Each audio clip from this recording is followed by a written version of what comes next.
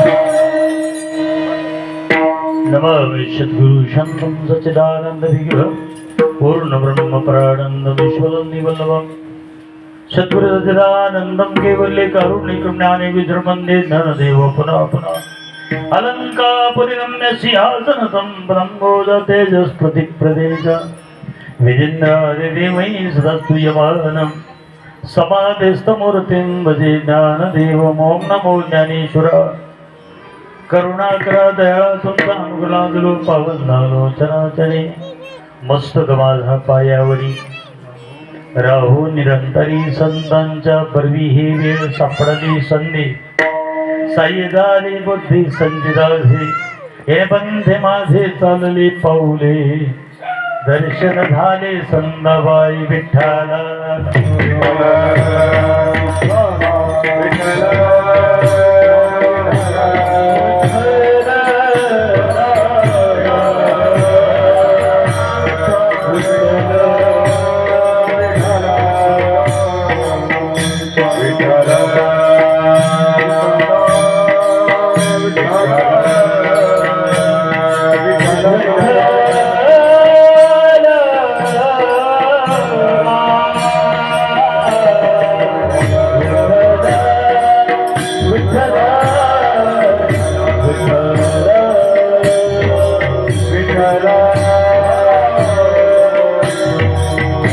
बरवी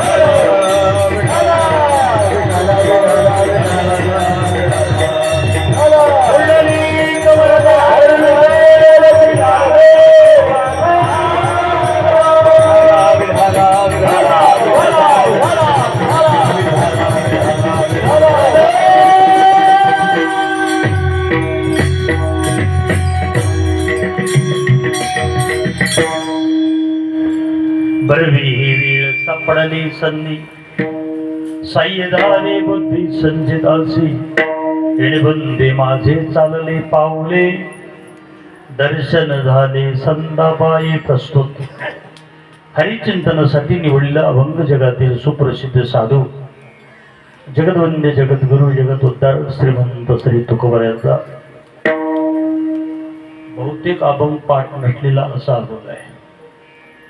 सेवेचे निमित्त प्रतिवर्षाप्रमाणे चालू असलेला अखंड हरिनाम सप्ताह मौजे करून आशिम गावकरीचे प्रयत्न कार्यकर्त्याचं वैचारिक नियोजित अर्थात श्रीकांतनं कुठून कसा काय संबंध जोडलाय माझ्या काही लक्षात नाही, पण गेल्या वर्षीपासून सर्वांचं दर्शनाचा योग आहे. या सेवेसाठी उपस्थित हरिभक्त पारायण आदरणीय सोपान महाराज कोरेकर, मृदंगाचार्य सुनील महाराज, माझ्या डाव्या बाजूला केशव महाराज कोरोलकर, माझ्या सोबत आलेले वैजनाथ महाराज आणि बरीचशी मंडळी, काही नाव पाठ नाही. आमचे मतकटीकर महाराज,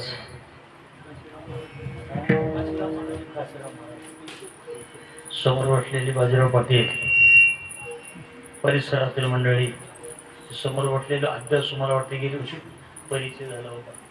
गात्याचा अभ्यास, कीर्तन ऐकण्यासाठी अभ्यास माणसं नसतात. अभ्यास नसल्यानंतर माणसं विनोद शोधतात. महाराज विनोद सांगतात का शोध घेतात माणसं. म्हणून ऐकण्यासाठी वारकरी जीवन असायला पाहिजे. आपल्या वारकऱ्यामधला खरं तर हा उत्सव आहे. ग्रामदेवतेच्या समोर उत्सव झाला पाहिजे, म्हणून आपल्या परंपरेनं झालेला उत्सव आहे. उत्सव या शब्दाचे दोन अर्थ असतात, त्याचा विस्तार जास्त करत नाही. उत्सव या शब्दामध्ये दोन अर्थ असतात. सव या शब्दाचा अर्थ आहे आनंद आणि उत या शब्दाचा अर्थ आहे वर येणे. आत असलेला परमार्थातला आनंद वर येणे म्हणजे उत्सव आहे. आता उत्सव काय करतो, तो का करावा लागतात उत्सव? उत्सव मला 5 गोष्टी भेटतात. उत्सव हा एकतेचा साधक आहे.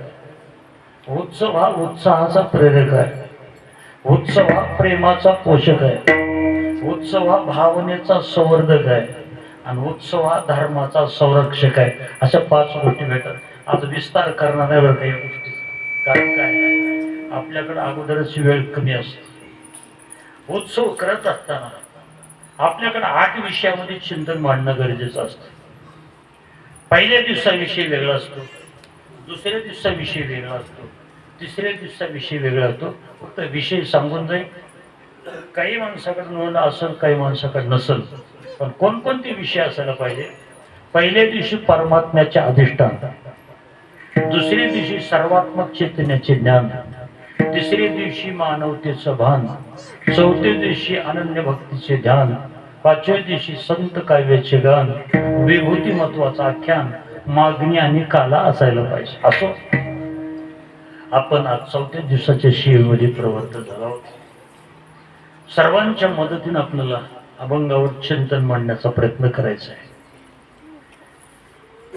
अभंग हे तुकोबारांनी सफल जीवनाचं समाधान प्राप्त झालेलं प्रगट करणारा अभंग आहे. मानवी जीवनाच्या जीवनधारा 2 प्रकारच्या असतात. एक जीवन असतं ते भोगवादी जीवन असतं, दुसरं जीवन असतं ते भाववादी जीवन असतं. जीवनामध्ये दोन प्रकार पडतात. एक जीवन असतं ते भोगवादी जीवन असतं, दुसरं जीवन असतं ते भाववादी जीवन असतं. अर्थात दुसरं एक चिंतन आपल्याला असं करता येईल, सामान्य माणसाचं जीवन एक भोगवादी जीवन असतं आणि साधूचं जीवन एक भाववादी जीवन असतं. काय फरक आहे दोन्हीमध्ये, भोगवादी भाववादी? आपल्या घरातल्या माणसात देखील आपल्याला कळत असतं. जे माणसं दुसऱ्यावर अवलंबून जगतात त्याला भोगवादी माणसं म्हणायचं, आणि जे माणसं दुसऱ्यासाठी जगतात त्याला भाववादी जीवन म्हणायचं. आपल्या घरामध्ये काही माणसं असतात, काही माणसाचा असा काय स्वभाव असतो, माझ्यासाठी पत्नी म्हणणारा एक वर्ग आहे, माझ्यासाठी भाऊ म्हणणारा एक वर्ग आहे, माझ्यासाठी वडील म्हणणारा एक वर्ग आहे, माझ्यासाठी जग म्हणणारा एक वर्ग आहे. त्याचं नाव आहे भोगवादी जीवन. माझ्यासाठी सगळं जग असायला पाहिजे, त्याचं नाव आहे भोगवादी जीवन. दुसरं जे जीवन आहे का, जगासाठी मी, घरासाठी मी, पत्नीसाठी मी, भावासाठी मी, वडिलांसाठी मी जे म्हणतो का, त्याचं नाव आहे भाववादी जीवन. साधूचं जर जीवन बघितलं, साधू म्हणतात आमच्यासाठी कोणी नटलं तरी चालतंय, आम्ही मात्र पूर्ण जगासाठी.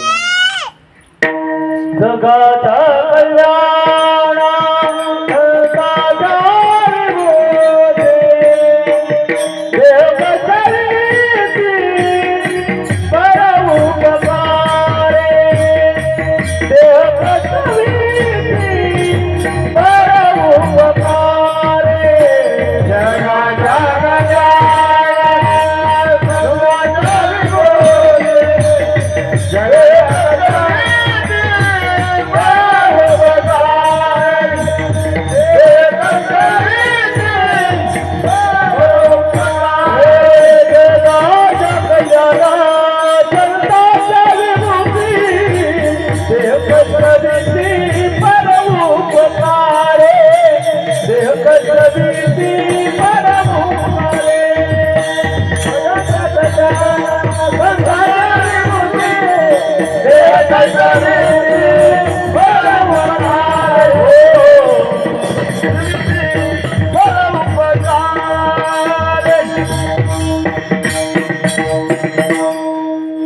आज स्पीकरवाले आमचे आहेत बरं का, बाळासाहेब आमच्यासाठीच आज आहेत सेपरेट. तर मला लाईट आली वाटते, तरी पण कमी जास्त पाहिजे. असू द्या, आवाज कमीच राहू द्या, पण त्रास होईल कमी. आठीच तर काय अडचण आहे, इथपर्यंत ऐकू जाण्यासारखा फक्त असा. झोपलेल्या माणसाला त्रास करत जाऊ नये आपण, असलेल्या माणसासाठी कीर्तन असावं, झोपलेल्यासाठी नसावं. काय विषय चालू आहे?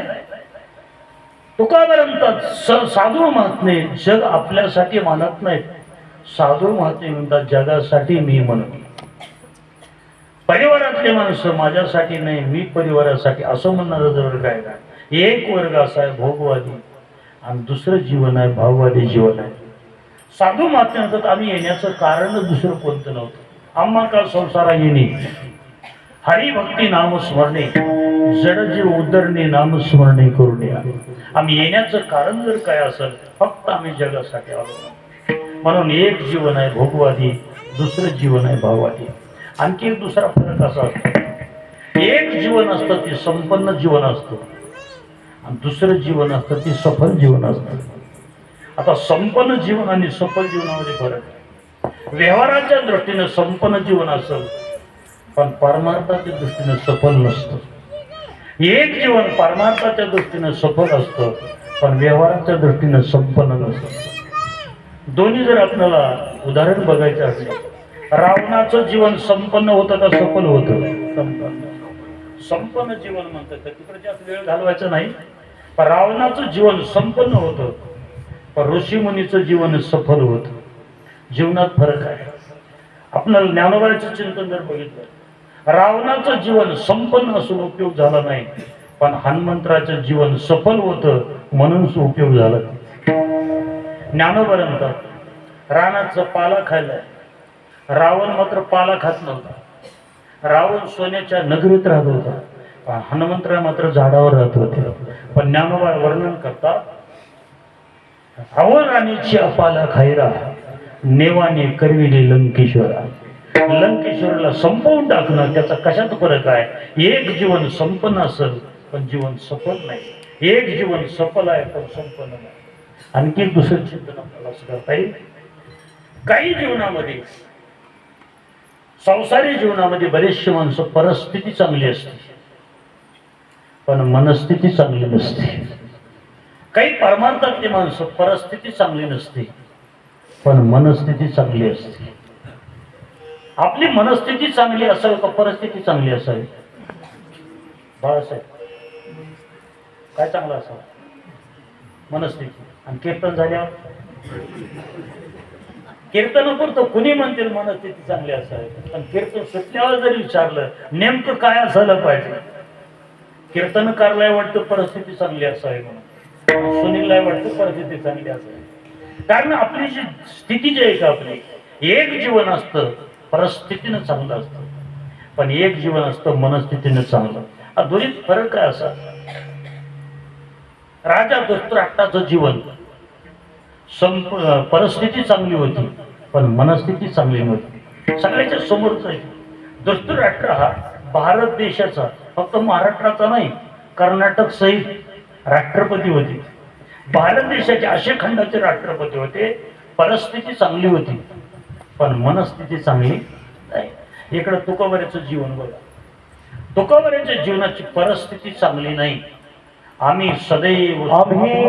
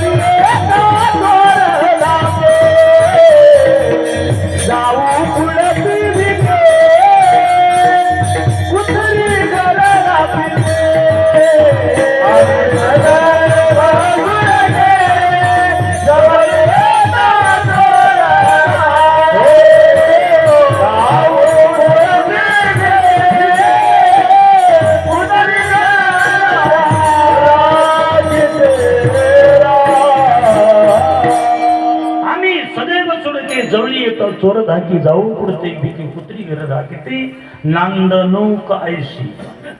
तुकोबाऱ्याचं जीवन जर बघितलं, व्यवहार बघितलं तर नांदणूक आयशी सांगा. पण धृतराष्ट्राचं परिस्थिती उपयोगाला आली नाही पण तुकोबाऱ्याची मनस्थिती उपयोगाला आली. राजा धृतराष्ट्राला अग्नीत होरपळून मरावं लागलं. ती कथा सांगत बसत नाही. अग्नीत शेवट झाला, होरपळून मरावं लागलं. तुकोबाऱ्याची परिस्थिती अत्यंत सामान्य असली तरी मनस्थितीचा असा परिणाम झाला, गेला तो दिवाणी बैसोनिया, गेला तो दिवाणी बैसोनिया, ओ गेला तो दिवाणी बैसोनिया, गेला तो दिवाणी बैसोनिया.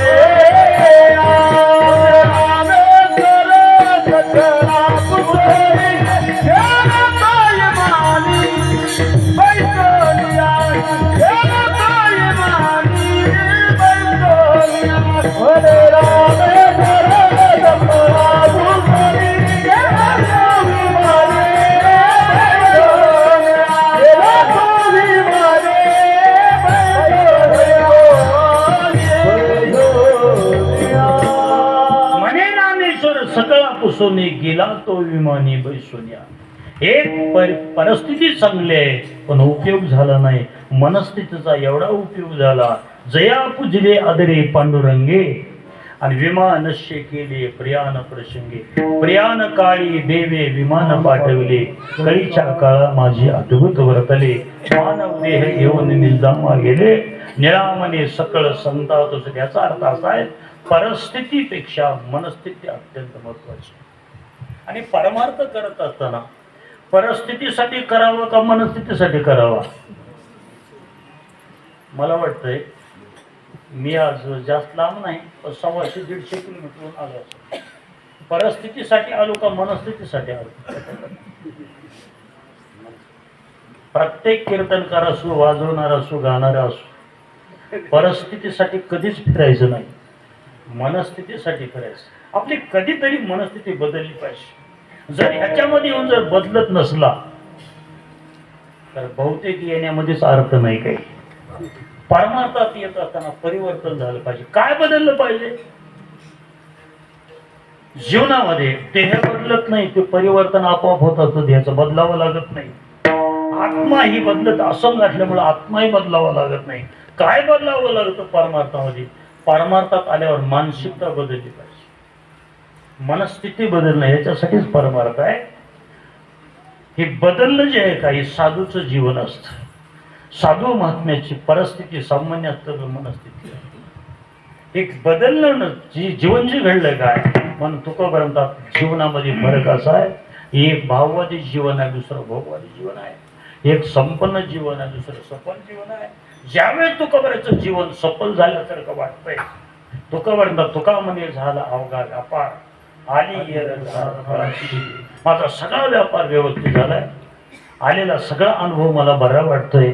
मला झालेलं जे समाधान आहे का, समाधान तुकोबऱ्या प्रगट करतात. सगळ्या अभंगाचा जर विचार केला, सगळ्या अभंगामध्ये तुकोबऱ्यांनी समाधान व्यक्त केलंय. हे सगळा अभंग वाचून दाखवतो तुम्हाला. तुकोबऱ्यांना बरवी हे वेळ सापडली संधी, हे समाधान झाले तुकोबऱ्यांना. तुकोबऱ्यांना बरवी वेळ सापडली संधी, समाधान आहे. सहाय्य झाली बुद्धी संचित अशी, हे समाधान आहे. येणे पण ते माझे चालली पाऊले, हे समाधान आहे. दर्शन झाले संतापायी, हे समाधान झाले. त्रासिले दारिद्र्य दोषा झाला खंड, हे समाधान आहे. याची काळे पिंड पुनित झाला, हे समाधान झाले. आणि तुका म्हणे झाला अवघा व्यापार, हे समाधान आहे. आली येरदार फळाची, समाधान. हे अभंगच पूर्ण असं आहे, पूर्ण समाधान व्यक्त करणारा अभंग आहे. आता समाधान जे झालं का, समाधान दोन ठिकाणी होत असत. एक व्यावहारिक जीवनातील समाधान होत असत आणि दुसरं परमार्थामध्ये समाधान होत असत. कधी समाधान होत असत? एखादी गरज भागली की समाधान, एखादी वस्तू मिळाली आपल्याला की समाधान होतं. याचा अर्थ असा आहे, गरज भागली की समाधान. आता गरजेचे दोन प्रकार आहेत. एक गरज असते ती भौतिक गरज असते आणि दुसरी गरज असते ती आध्यात्मिक गरज असते. गरजेचे दोन प्रकार, एक व्यवहारातली गरज म्हणजे भौतिक गरज आहे आणि दुसरी गरज आहे आध्यात्मिक गरज आहे. संसारातली भौतिक गरज ही संसारातून पूर्ण करावी लागते आणि आध्यात्मिक गरज ही परमार्थातून पूर्ण होत असते. दुसरा एक फरक असा आहे, भौतिक गरजा पूर्ण होण्यासाठी प्रारब्ध लागतं आणि आध्यात्मिक गरजा पूर्ण होण्यासाठी प्रयत्न लागतो. इकडलं तिकडं नाही घालायचं, तिकडलं इकडं नाही घालायचं. काही काही माणसं सोर लागणार गेल्यास म्हणतात ठेविले अनंती म्हणतात बरं का आमच्याकडले. पण तसं नाही. भजनामध्ये आल्यानंतर ही आपली जी उणीव जी आहे का, गरज आहे का, ते प्रयत्न करून पूर्ण करावे लागतात. आणि संसारातली जी गरज आहे का, तुकोबांनी कितीतरी प्रमाण दिले. संसारातली गरज भागणं ही प्रारब्धावर अवलंबून आहे. अन्न मिळायचे प्रारब्धावर, धन मिळायचे अन्न मान धन हेतू प्रारब्धाधीन, हेतू प्रारब्धाधीन, हेतू प्रारब्धाधीन. अन्न मान धन हेतू प्रारब्धाधीन, हेतू प्रारब्धाधीन.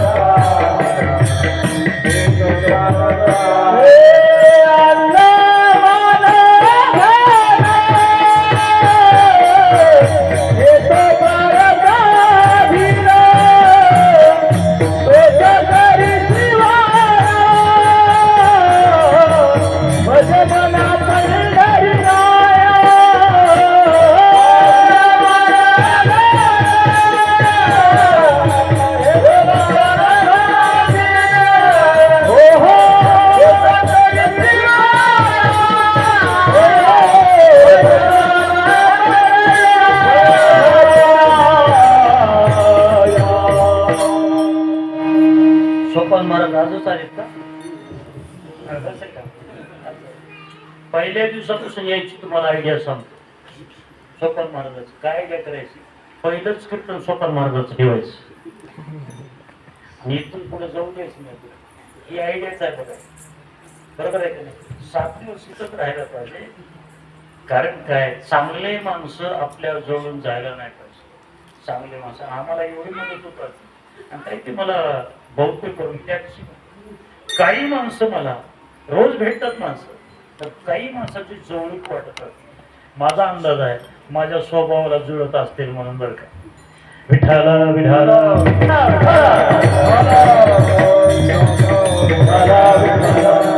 अन्नमान धन हे तो प्रारब्ध आले.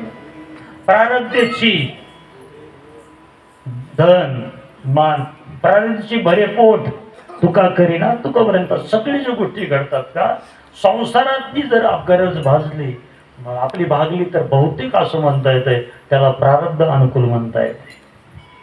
आणि परमार्थातली एखादी गरज जर भागली परमार्थातून गरज भागली तर त्याला तुकापर्यंत प्रयत्नातून गरज मिळवावी लागतात. किती प्रयत्न करावा लागतात? ज्ञानोपर्यंत तया ते प्रयत्नची एक वेळी समग्र परब्रह्म फळे आणि पिकलिया रसगळे पूर्णतेचा. ज्ञानोपर्यंत पूर्णतेचा रस गळायचा असला प्रयत्नातून मिळवावं लागतात. म्हणून 2 प्रकारच्या गरजा सांगितल्या. थोडं लक्ष द्यावं लागेल बघ. एक गरज आहे भौतिक गरज आणि दुसरी गरज आहे परमार्थातली गरज. 2 गरजा कळल्या. आता जर संसारातली गरज पूर्ण झाली तर त्याच्यापासूनही समाधान होत असतं आणि परमार्थातली गरज पूर्ण झाली त्याच्यातूनही समाधान होतात. पण समाधानाचे 2 प्रकार आहेत. संसारातली गरज पूर्ण झाली तर त्याला तत्कालिक समाधान म्हणायचं आणि परमार्थातली गरज पूर्ण झाली तर आत्यंतिक समाधान म्हणायचं. वस्तू मिळाली की माणसाला समाधान होतं. एकही कीर्तन ऐकताना समाधान होतं. एकाला चुटका सांगितलं की समाधान होतं माणसाला. आमच्याकडली भाषा असं आहे गुदगुले केल्यावर समाधान होतं. गुदगुले कशाला म्हणतात? असं केलं की गुदगुले केलं म्हणतात. विनोद करणं म्हणजे त्याला गुदगुलीच म्हणता येते. गुदगुली केल्यावर समाधान होतं पण किती वेळेपुरतं होतं? त्याचं नाव आहे तत्कालिक समाधान. आणि दुसरं जे समाधान आहे परमार्थामध्ये एखादी काही वस्तू भेटली अवस्थेपर्यंत बोधापर्यंत गेलं तिथं जे समाधान झालं त्याचं नाव आहे आत्यंतिक समाधान. मग तुकावरेला नेमकं कशातून समाधान झालं? तुकावरेला वस्तू कुठली भेटली आहे का? पैसा भेटलाय का? द्रव्य भेटलंय का? काय भेटलं तुकोबाला? काय एखादं घर भेटलंय तुकोबाला? त्या वस्तूचं आम्हाला समाधान वाटत. कारण वस्तूचं समाधान मानणारे आपण आहोत. कारण तत्कालिक समाधान आहे. तुकोबाची आत्यंतिक समाधान प्राप्त झालं. कारण तुकोपर्यंत वस्तू जर मिळाली त्या वस्तूचं वर्म मला कळतंय. वस्तू ही कायम राहत नाही. वर्म तुकोबाला कळत होतं. तुका म्हणे त्याचे कळले आम्हा वर्म जे जे कर्म धर्म वस्तू जर मिळाली असते तर तुकोबा त्याच्यातून मला समाधान होत नाही. काहीतरी विशेष समाधान प्राप्त होण्यासाठी समाधान व्यक्त करत असताना तुकोबाने काही चिंतन असे मांडले. माझ्या जीवनामध्ये समाधान झाले. कशातलं समाधान आहे? नाही आनंद अशी जोडा सांगता गोष्टी लागता गोडा आलास्य आकारा आमुच्या चाडा तुका म्हणी विडा भक्तीच्या नाही आनंदाची जोडा समाधान व्यक्त तुकोबाची. देशे काले वेदानुवादा या सुखाची न करवे मर्यादा त्या सुखाची सुख संपदा मदभक्त सदा भोगीते भागवतात. हे सतत सुख भोगणं किंवा न कळे दिवस की राती अखंड लागली शिजोती आनंद लहरीच्या गती काय वर्ण तया सुखा ही तुक भरतात. सर्व सुख द्यालो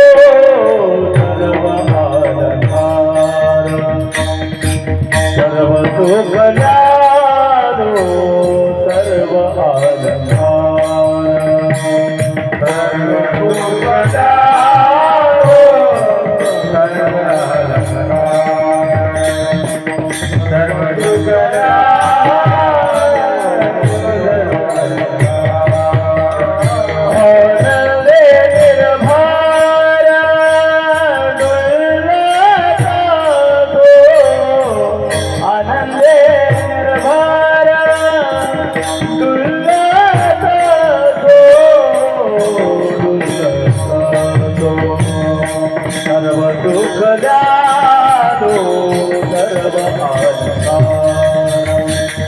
सर्व सुख ज्ञानो सर्व आनंदे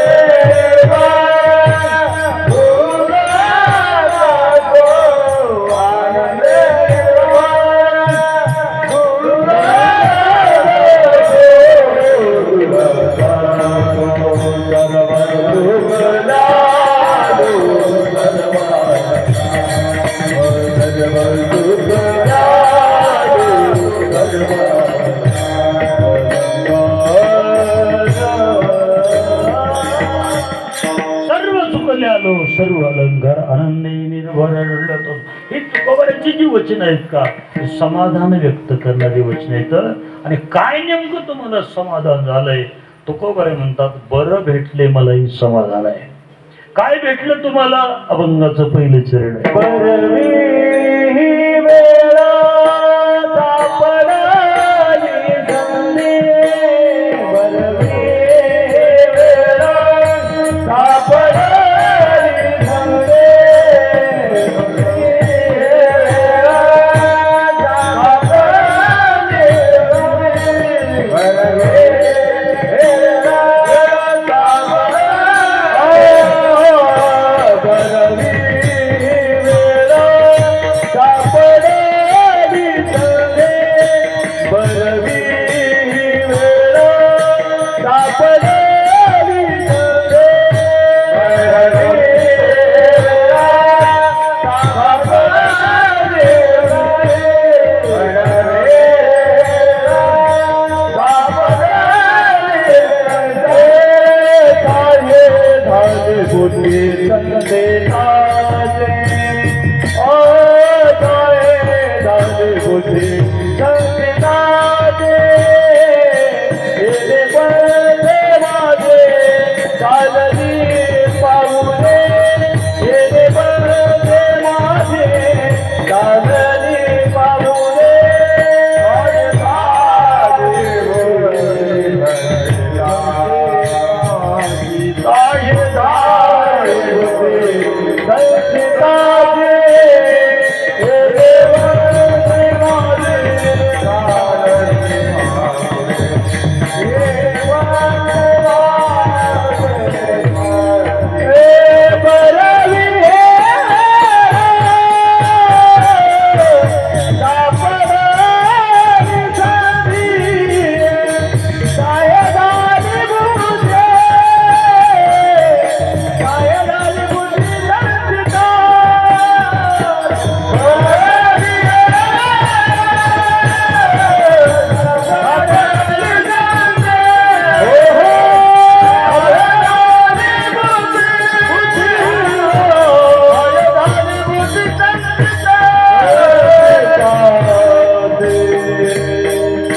परवी वेळा सापडली संधी. तुकोबारांचं बरं झालं.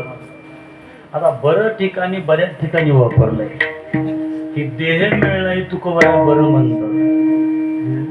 देह मिळणं बरं शब्द वापरलाय तुकोबारांनी. बरवे झालो आलो या जन्माशी, जोड जोडली मनुष्य द्यायची, महालाबादची उत्तम राशी, जेणे सर्व सुखाशी पात्र होईने. देह मिळणं बरं आहे. दुसरं एक बरं शब्द वापरलं तुकोबारांनी. आतापर्यंत मेलो नाही एक बरं म्हणतात. बरवे झाले आजीवरी, नाही पडिलो मृत्यूच्या हारी, वाचून आलो येतवरी, उरले ते हरी तुम्हा समर्पण. आता जगणं आणि जन्मणं हे बरं जर असतं तर 140 कोटी लोक जन्माला आले आणि 140 कोटी लोक जगलेत आपल्या भारतात. पण एवढ्यावर बरं म्हणत नाही तुकोबारा. बरवे झालो लागलो कारणी आणि तुमचे राहिलो चरणी. तुकोबारांचा जगण्यापेक्षा पारमार्थाला लागलो हे बरं झाले. पारमार्थात लागलं पाहिजे म्हणून तुकोबारांचा बरं असून काय उपयोग होत नाही. या देहाला बरं म्हणतात पण ह्याला खरं नाही म्हणतात. देहादी काय खरा, देह संबंधी पसारा, बुजगावणी चोरा, रक्षण शे भासत असे. तुकोबारांतात हे बरं आहे पण ह्याचं काही खरं नाही. मग जी वस्तू बरी असावी आणि ती खरी असायला पाहिजे. याला बरं म्हणून खरं जर म्हणत असले मग कसं काय बरं म्हणतात? त्या बरं म्हणण्यामध्ये दोन भाग असे आहेत. एक वस्तू निरपेक्ष बरं असते आणि दुसरी वस्तू सापेक्ष बरं असते. एक वस्तू सगळ्यापेक्षा बरं असते आणि एक वस्तू काहीपेक्षा बरं असते. देवालाही बरा शब्द वापरलाय. बरवा बरवा पांडुरंग काळी शांती सावळी बरं म्हणतात. बऱ्याच ठिकाणी शब्द आहेत देव बरा आहे म्हणून. आता देव जे बरं आहे का तो देव निरपेक्ष बरा आहे, अर्थात सगळ्यापेक्षा बरा आहे. आणि याला बरं जे म्हणतात का कसं काय बरं म्हणतात? फक्त एवढंच बरं आहे. सापेक्ष बरं म्हणजे काहीपेक्षा बरं आहे. कुणाकुणापेक्षा बरं आहे?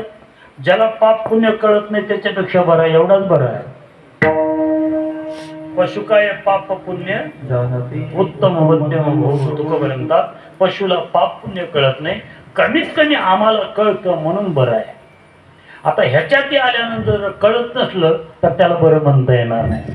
ह्याच्यात आल्यानंतर कमीत कमी पाप पुण्य कळायला पाहिजे म्हणून तुकोपर्यंत जन्माला येणं बरं आहे. त्यापेक्षा आम्हाला जन्मल्यापासून मरेपर्यंत मधला जो काळ आहे का एवढा काळ सापडणं त्याच्यापेक्षा बरं आहे. म्हणून तुकोपर्यंत बरवी हे वेळ सापडली.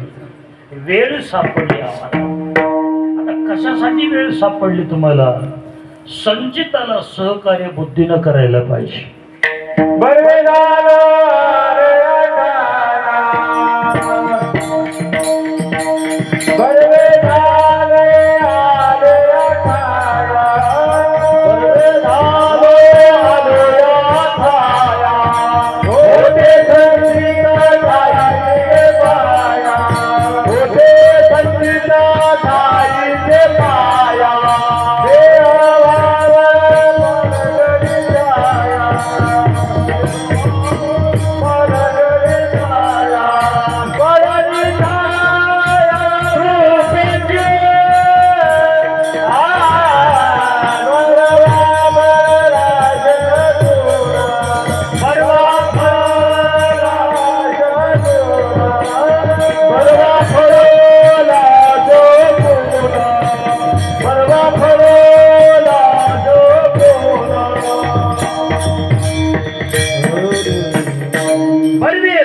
आलो या ठाया. होते संचित ठाईचे पाया. ठाईचे पाया. पडली छाया पडली छाया कृपेचे तुकोपर्यंत बरं झालं. या जागेवर संचित आलं. अर्थात तुकोपर्यंत जन्मल्यापासून मृत्यूचा जो काळ आहे का तो बरी हे वेळ सापडली. संधी संधी सापडली. कोणती संधी सापडली? सहाय्य झाली बुद्धी संचित अशी. असलेल्या संचिताला बुद्धीनं सहकार्य केलं पाहिजे. काही जणांच्या संचितात भजन असतं पण बुद्धीचं सहकार्य झालेलं नसतं. काही जणांच्या बुद्धीनं भजन स्वीकारलेलं असतं पण संचितामध्ये भजन नसतं काही जणांच्या. आपल्या वाङ्मयामध्ये दोन दृष्टांत असे आले. आजन्य ब्राह्मणाच्या संचितातच भजन नव्हतं. कुठपर्यंत भजन करत नव्हता ती? मरायच्या टायमापर्यंत भजन केलं होतं. संचितात भजन नव्हतं. आजामेळ अंत मरणाशी आला तोवरी स्मरला नाही तुझं. अंत मरणापर्यंत आला होता आजामेळ ब्राह्मण. भजन केलं नाही. काय केलं नव्हतं? संचितात भजन नव्हतं. पण योग असा आला, साधूंची भेट झाली, मुलाचं नाव नारायण ठेवायला लावलं. आणि नारायण नाव घेण्यासाठी का होईल आपण अंत मरणापर्यंत न आलेला अजयमेळ पण शेवटी मात्र भजन केलं. देवाचं नाव नारायण घेतलं. प्राण जाते वेळी म्हणे त्यासाठी विमान पाठविले. त्यासाठी विमान पाठविले.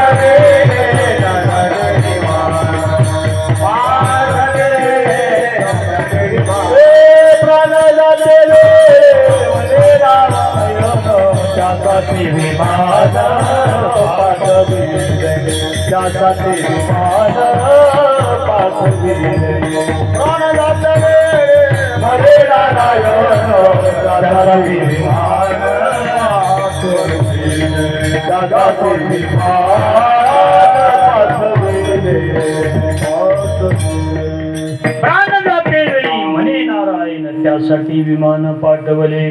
संचितात भजन नव्हतं पण बुद्धीचं सहकार्य झालंय. बरं, भजन कशासाठी केलं होतं? देवासाठी भजन नव्हतं. पुत्राच्या लोभे नष्ट म्हणे नारायण, त्यासाठी विमान पाठवले. आणि एक चिंतन आहे, पुत्र स्नेही शोक करी अजामेळ, तव तो कृपाळ उभासे, अनाथाच्या नाते घातला विमानी, नेला उचलून पडलो. भजन करत असताना फक्त बुद्धीनं सहकार्य केलं.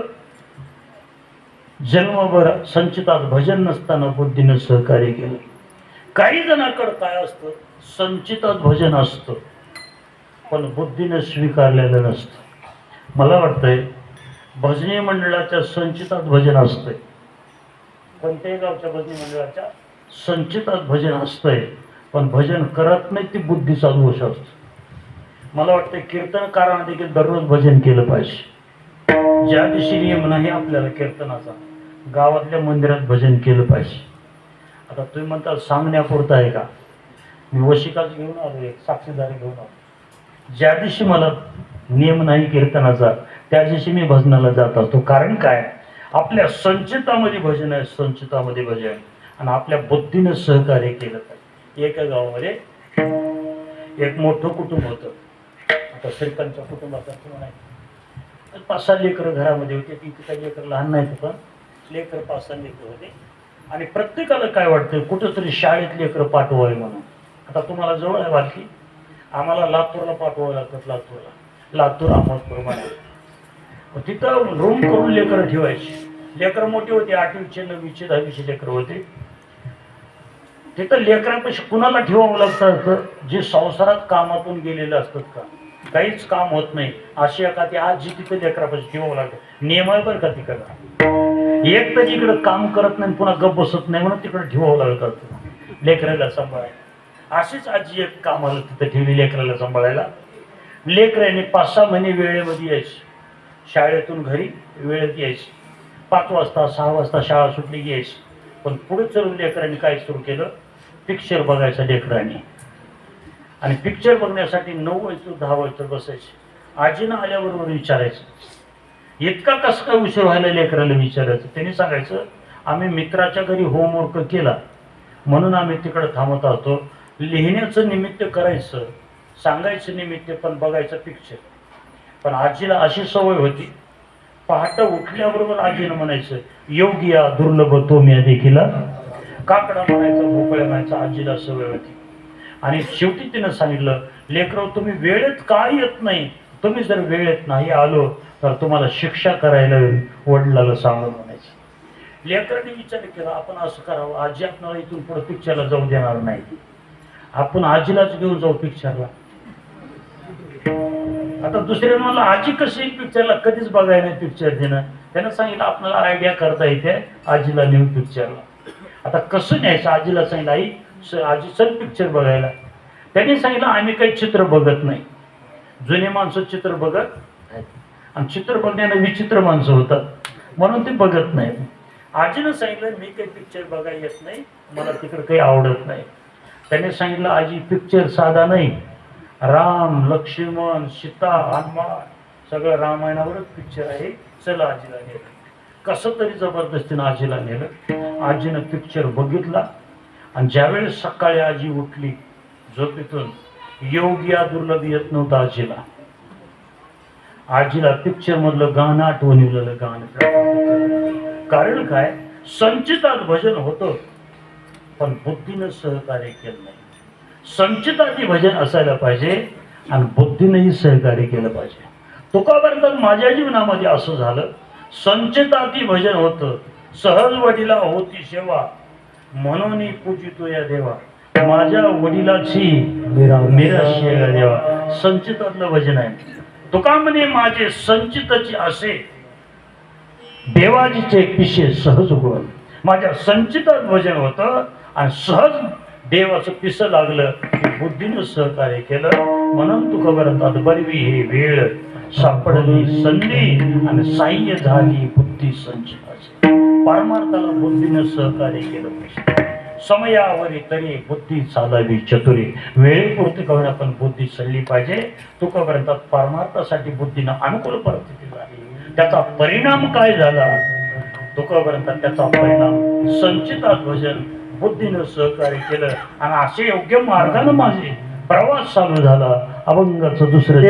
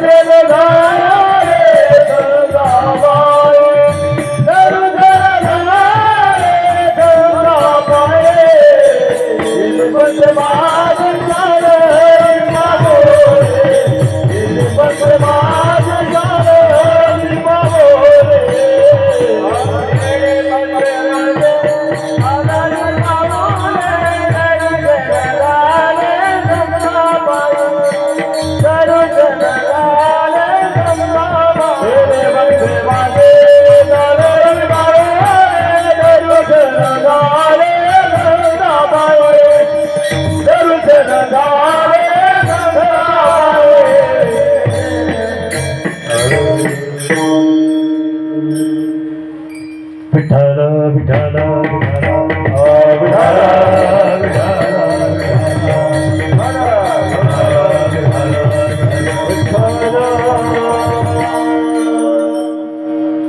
बरली हे वेळ सापडली संधी, साई झाली बुद्धी संचिताशी. तुका म्हणतात बरं भेटलं त्याचा परिणाम झाला. बरं भेटल्यानंतर बरं मिळावंही आणि बरं कळावंही. काही काही माणसाला बरं मिळतं पण बरं कळत नाही. 4 वर्ग पडतात त्याचे. आम्हाला देह बरा मिळालाय पण सगळ्याला कळाला असं म्हणता येणार. ज्ञानोबाने थोडस चिंतन केलं याच्यावर. वस्तू 2 जर समोर ठेवल्या त्याच्यातली वस्तू कोणती स्वीकारावं कळलं पाहिजे. 2 वस्तू ठेवल्या ज्ञानोबाने. एक विष आणि अमृत आहे. विष अमृत ओळखे तो अमृत काय सांगू शके. ओजू वाटा देखे तो आवाटा नवची. ज्ञानोबा म्हणतात एखाद्याला विष अमृत जर कळालं तर अमृताचा स्वीकार करेल आणि विषाचा त्याग करेल माणूस. एखाद्या माणसाला चांगला रस्ता कळायला पाहिजे. कोणत्या मार्गाने जायला पाहिजे कळायला पाहिजे. मार्ग कळणं महत्वाचं आहे. ओजू वाटा देखे तू आवाटा नवचे. चांगला जर मार्ग कळला तर माणसं वाईट मार्गाला जाणार नाही. सोहळ्यामध्ये दिंडीमध्ये माणसं ज्ञानोबाच्या सोहळ्यात येत असतात. तिथे ज्ञानोबाच्या सोहळ्यामध्ये बरीचशी माणसं येतात. दिवसभर माणसं दिंडीत जास्त चालतात का बाजूने जास्त चालतात? अनुभव सगळ्या. तुम्ही 20 नंबर मध्ये असतात.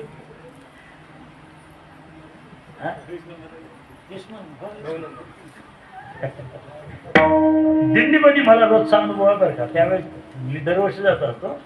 दिंडीमध्ये दिवसभर जर बघितलं का उगा 10च माणसं असतात आणि संध्याकाळी जर मापाय गेलं का सापडतच नाही माणसं एवढी.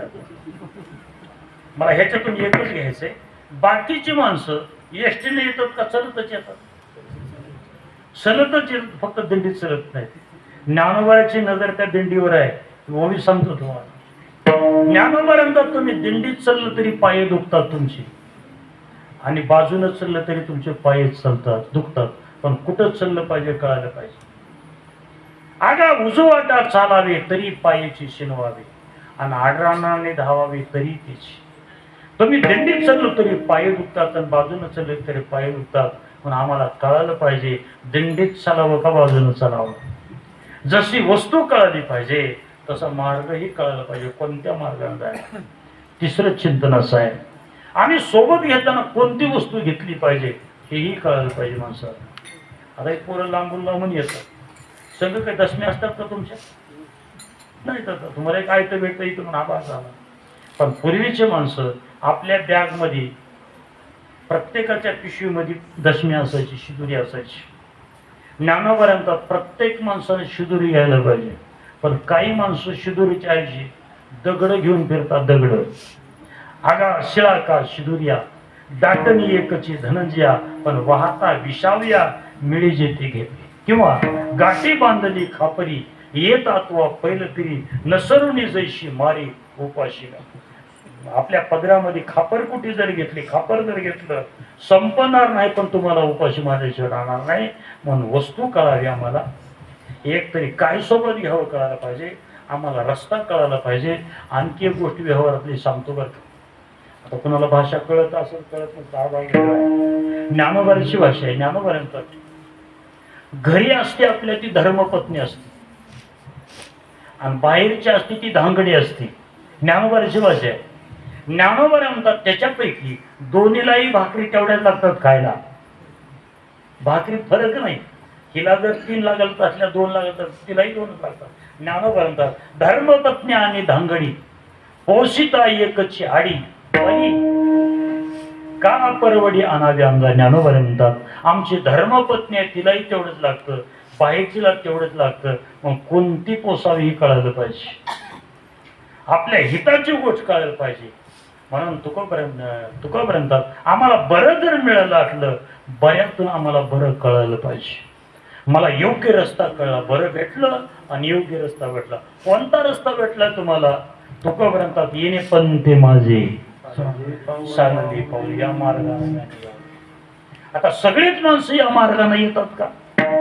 मला वाटतं इथले सगळेच येतात का या मार्गाने? येत नाही. त्याचे 4 वर्ग पडतात. एक वर्ग असा आहे की या मार्गावरच येत नाही. त्याचं चिंतन तुकोबारांनी केले. मार्ग चुकलेला एक वर्ग आहे. आता पहा, एक वर्ग आहे मार्ग चुकलेला, इकडे येत नाही. मार्ग चुकले विदेशी एकले तयावरी झाली दिशा भुली. दिशा भुललं झालं एक वर्ग. मागे एक वेळ सांगितलं तुम्हाला दिशा भुलला कसा वर्ग असतो. मला करंजीला जायचं, कर्नाटकमध्येच करंजी आहे, तिथून बरंच लांब आहे. 2 करंजी आहेत. सुरुवातीला तुम्ही असता तिथं करंजीला. सुरुवातीला 15चा अंदाज आहे, 15-16 साली काहीतरी. परत येतात आणि 1 वाजले होते. एकंब्याच्या जवळ आल्यावर रस्ता चुकला. एकंब्याच्या जवळ आल्यावर रस्ता चुकला. आता कुणाला विचारावं? तुमच्याकडे अवघड असते आम्हाला बरं का. ते दगडावर जे लिहिलेलं असतं सगळे जिलबीच असते, सगळे काहीच ओळखत नाही. पण जाताना कोणीतरी सांगायला असते पण येताना कोणीच नसते. 1 वाजलं होतं. ड्रायव्हरनं सांगितलं भाऊ रस्ता चांगला आहे, महाराष्ट्रापेक्षा तुमच्याकडे रस्ते चांगले आहेत. रस्ता चांगला आहे पण रस्ता कुंकड चालला माझ्या लक्षात येत नाही. इतक्यामध्ये एक माणूस दिसला. रस्त्याच्या कडेला एक माणूस होता. मी म्हणलं जरी मराठी भाषा येत नसली फक्त त्याने उदगीर सांगितलं की आपल्याला जाता येते, काही अडचण येत नाही. मी विचारलं त्या माणसाला. मी जवळ गेलो त्या माणसाला विचारलं, म्हणलं उदगीर कुंकड आहे. त्यानं सांगितलं 7 वाजल्यापासून घर सापडणार माझं. ते 7 वाजल्यापासून घर शोधत होतं रात्री 1 पर्यंत. त्याचंच घर त्याला सापडत नव्हतं. काय झालं होतं त्याला? तो शब्द आहे. मार्ग चुकले विदेशी एकले तयावरी झाली दिशाभोली. दिशाभोली झालेला वर्ग हा परमार्थाच्या वाटेवर कधीच येत नाही. एक वर्ग असा आहे मार्गावर न येणारा वर्ग आहे. दुसरा एक वर्ग असा आहे तो आपला वर्ग आहे. तुकोबाराने आपल्या वर्गाचं वर्णन केले. आम्ही मार्गावर आहोत पण पुढचं काही कळत नाही. आमचं काय होईल, कुठं शेवट होईल, कुठं काही भेटतं का नाही की आम्हाला त्याचं काहीच कळत नाही. अंधकार पुढे न चलले वाट लागतील कुंट काठी अंगा. फक्त अंधार दिसतोय, करत असतो आम्ही पण पुढलं आम्हाला काही कळत नाही. तिसरा एक वर्ग असा आहे तिसरा वर्ग मार्गावर चालणं चालू आहे पण अनेक पाऊस आहे नाही. तुकापर्यंत तो चालणं चालू आहे पण आणखी पाऊस आहे ना. आवश्यक तो शेवट येर वाहू की खटपट चालू जाणे वाट. वाटायचा विरळा एकादा चालू जाता हे चालू जाता वाटायचा विरळा एकादा चालू जाता वाटायचा विरळा एकादा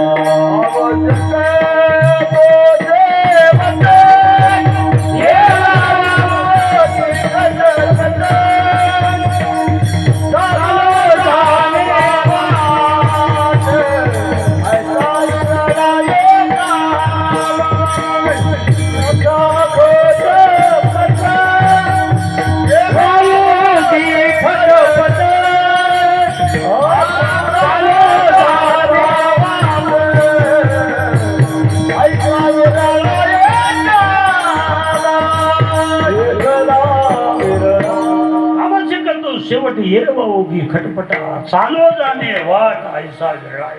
या मार्गाने जाणारे क्वचित क्वचित माणसं वाटेनं चालतात पण माणसं तिथपर्यंत आणखी पोहोचले नाहीत.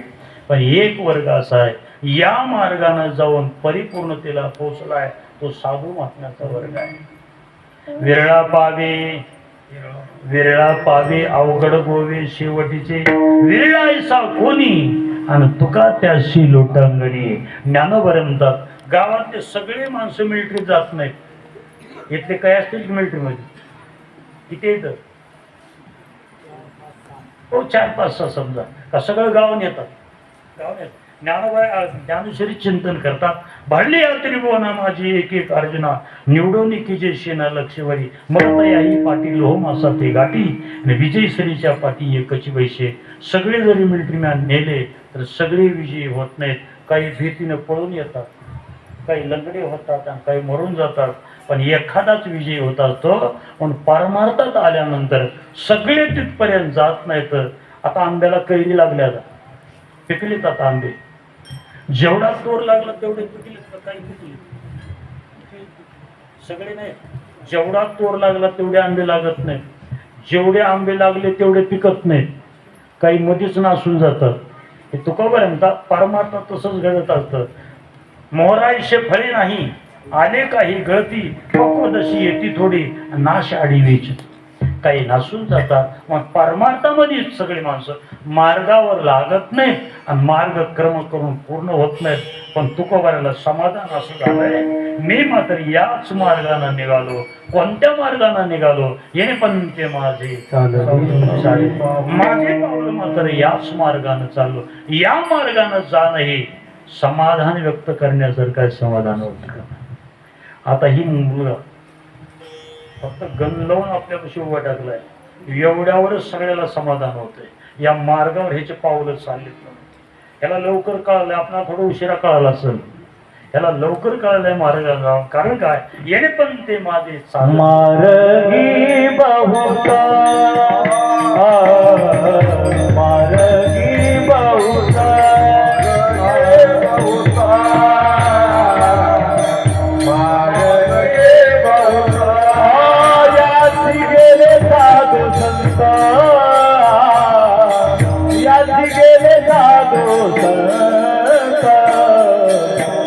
जाऊ आडराने नका जाऊ आडराने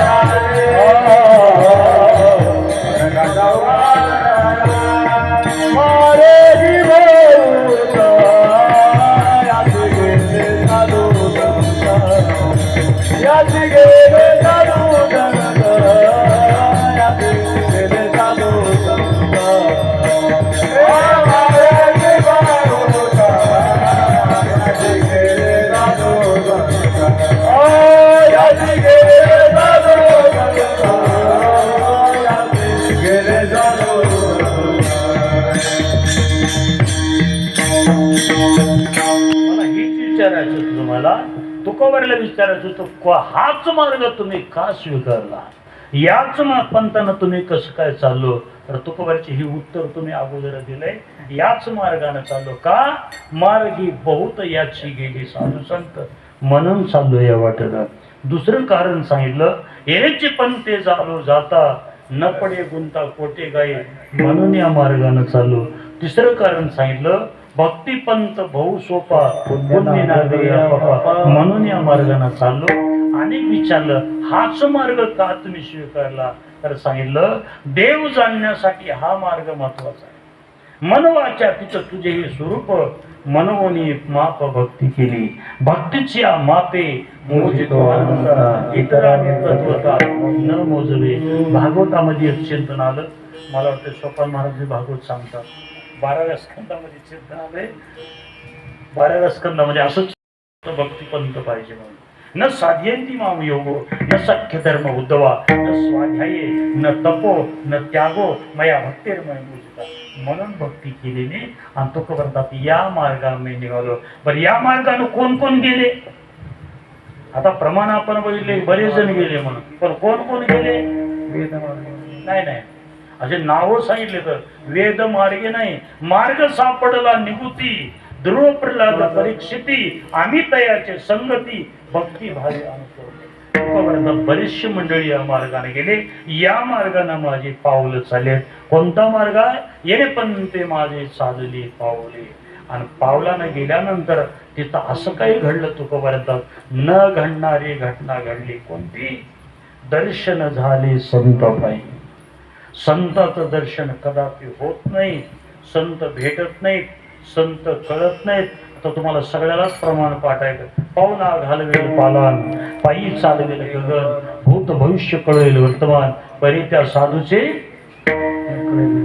चंद्राम्र सुखी शिवदिन, असता जाता रवी धरेल, पाया ह्या सागर तरेल, परी त्या साधूची भेटी होत नाही, संत कळत नाही. बहु अवघड, एवढं अवघड भेट असताना पण तुका म्हणतात, या मार्गाने आम्ही चाललो. या मार्गाला गेल्यानंतर असं झालं, येणे पण ते माझे चालली पावले, आणि दर्शन झाले संत. तुका म्हणे तुम्ही चालायाची वाटे, पर्वते पांडुरंग, पर्वते पांडुरंग. तुका म्हणे तुम्ही चालायाची वाटे, पांडुरंग, पर्वते तुका म्हणे तुम्ही चालायाची वाटे, तुका म्हणे तुम्ही चालायाची वाटे, पर्वते भेटे पांडुरंग, पर्वते भेटे पांडुरंग. तुका म्हणे चालायाची वाटे, पर्वते भेटे पांडुरंग, पर्वते भेटे पांडुरंग, पांडुरंग. तुका म्हणे तुम्ही चला याची वाटे, ब्रह्मचली भेटे पांडुरंग. तुकोबरंतात ही वाट गोमटी, वैकुंठाशी जाता बरेच. तुकोबरंतात येणे पण ते माझे चालले पावले. आणि फायदा असा झाला, दर्शन झाले संताबाई. दर्शन झाल्यानंतर पुण्य फळले गौतम दिवसा, भाग्य उद्या जाठचा, चालू सन्मुख तो कैसा, संत चरणी पावलं. तुकोबरंतात भाग्य उद्याला आलं माझं, या मार्गाने आलो. आणि एकदा का संताची भेट झाली, संताच्या भेटीचा परिणाम होत असतो. काय परिणाम झाला जीवनामध्ये? अभंगाचं तिसरं चरण.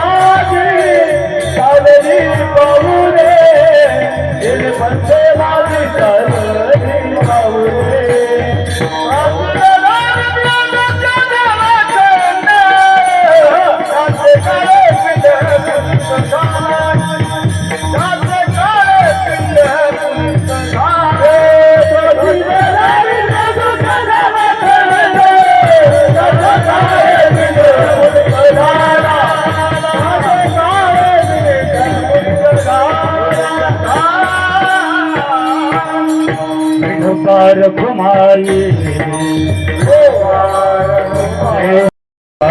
घुमाई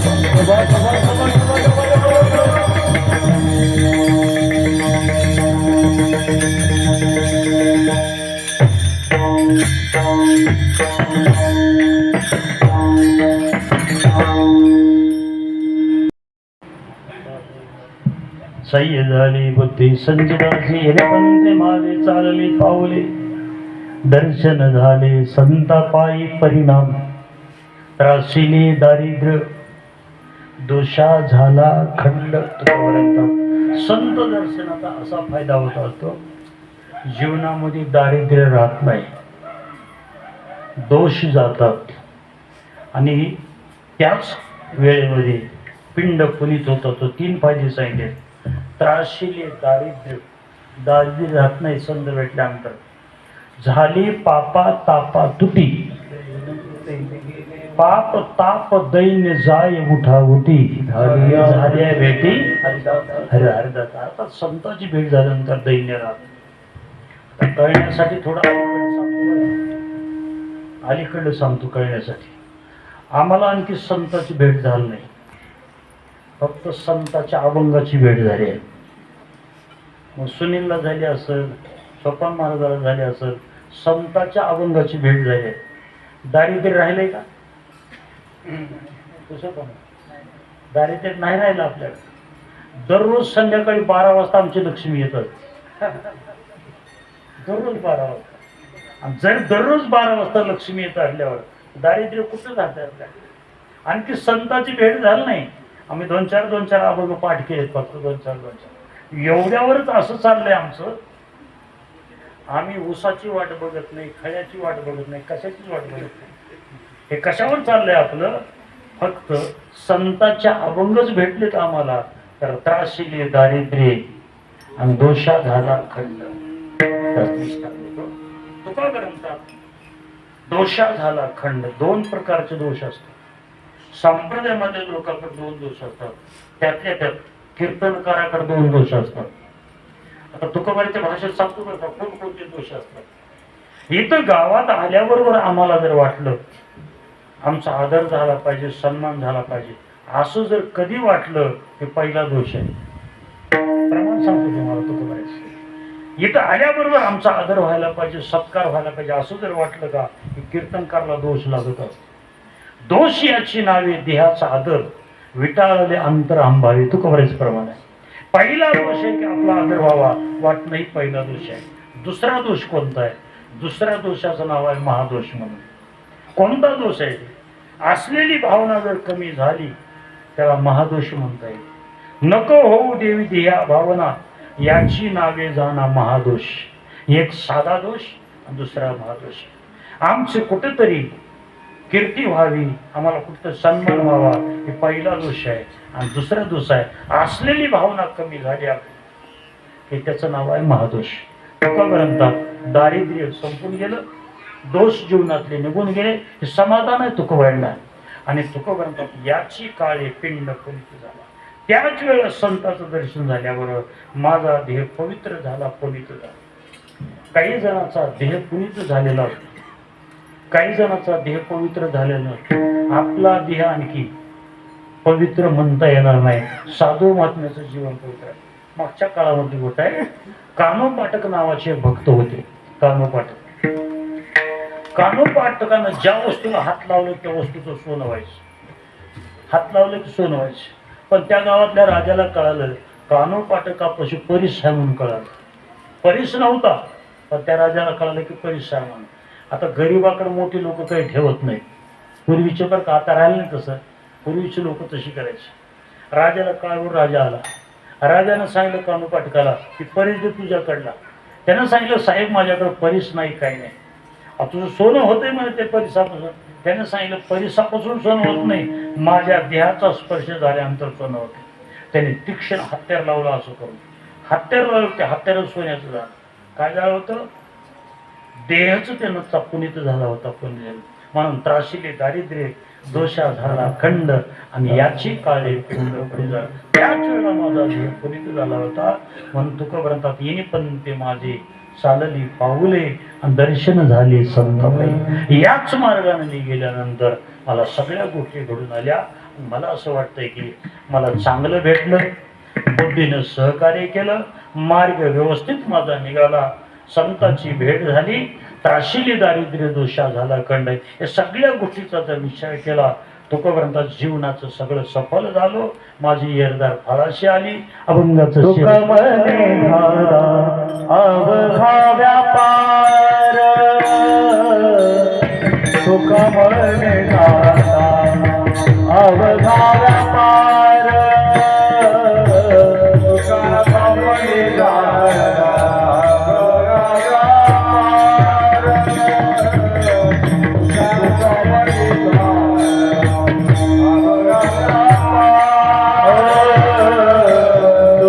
सुखमने झाला अवघा व्यापार सुखमने झाला अवघा व्यापार सुखमने झाला अवघा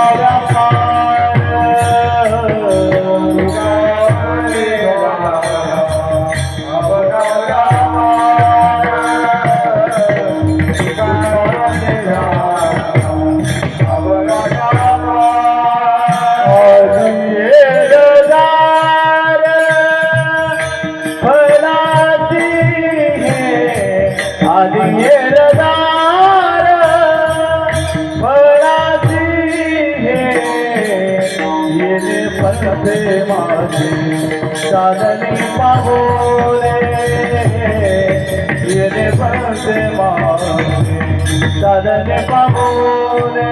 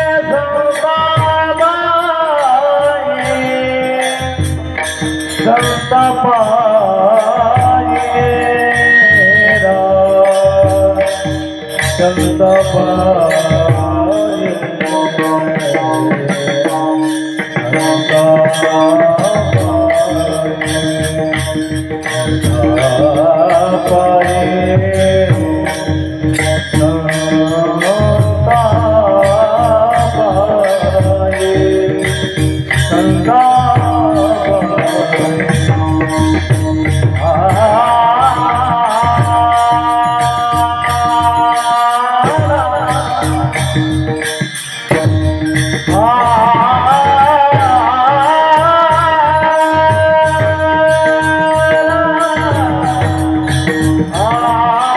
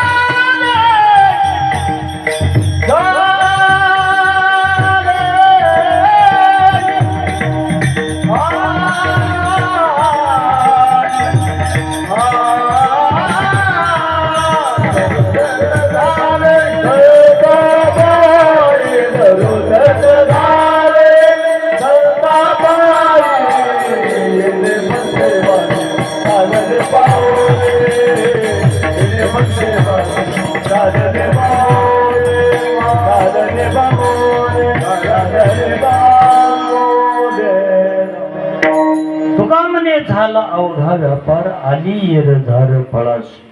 आता व्यापार म्हणल्यानंतर असं असतं, काही माल विकला की व्यापार म्हणतात, आणि काही माल घेतला तरी व्यापार म्हणतात, काही दिलं तरी व्यापार, काही घेतलं तरी व्यापार होतात.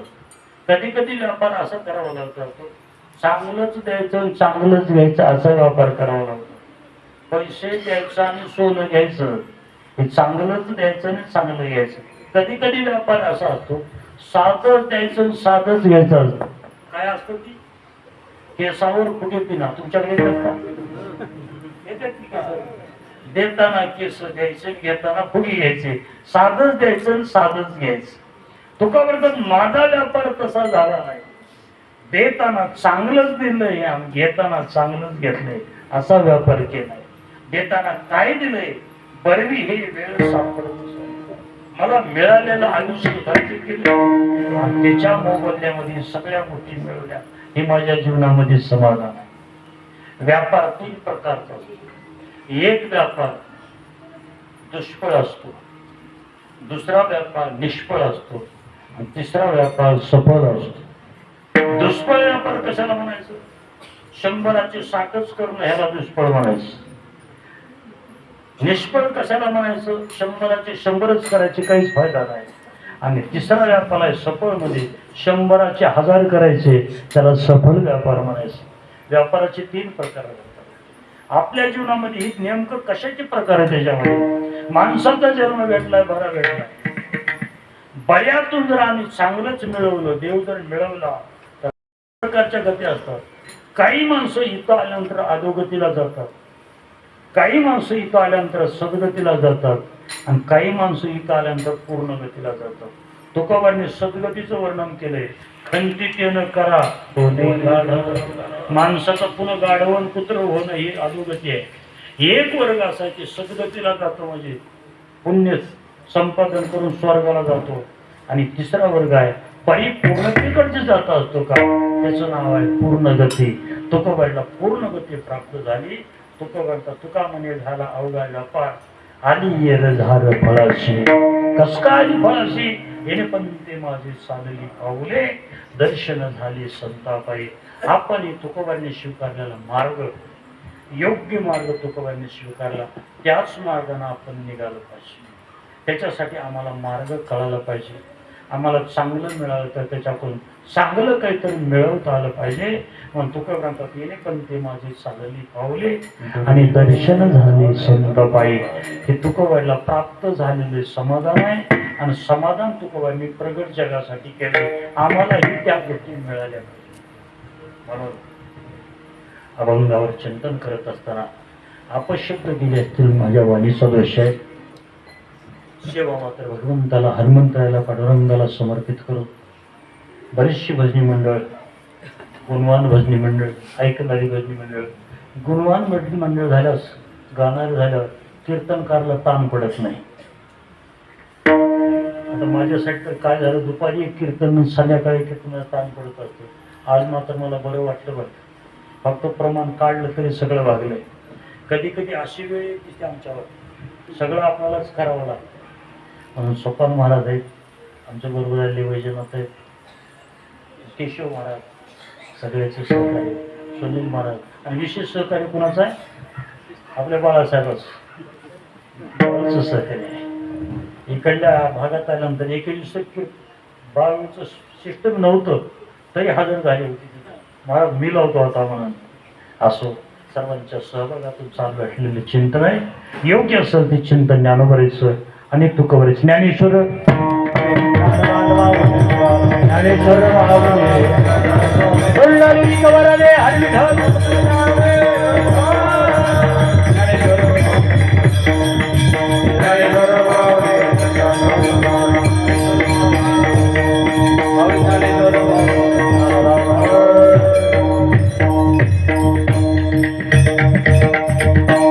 मनोभाव यूट्यूब चॅनल का?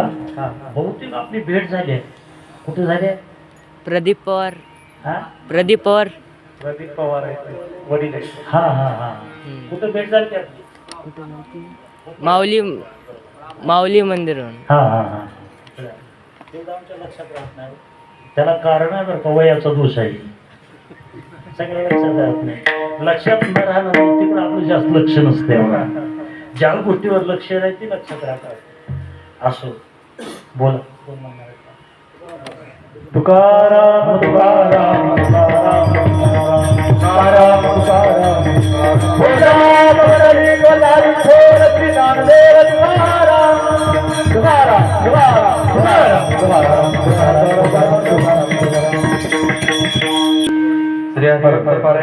केशव महाराज कोरोडकर पुढे म्हणतील.